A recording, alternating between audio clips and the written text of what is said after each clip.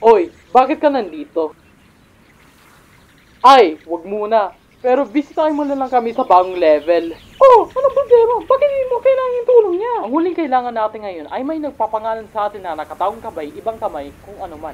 At di natin kailangan ang kamay sa laro na ito. Ay, wala kayong idea sa ginagawa ninyo. Manahimik ka nga.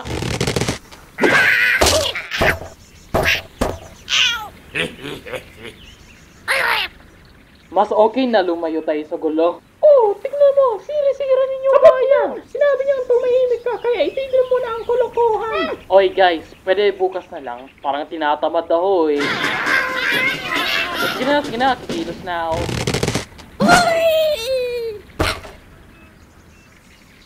Oy sir, may plano ka ba makipagnegosasyon? Ha? Negosasyon? Oy! Magplano siya makipagnegosasyon! Magsisisi siya!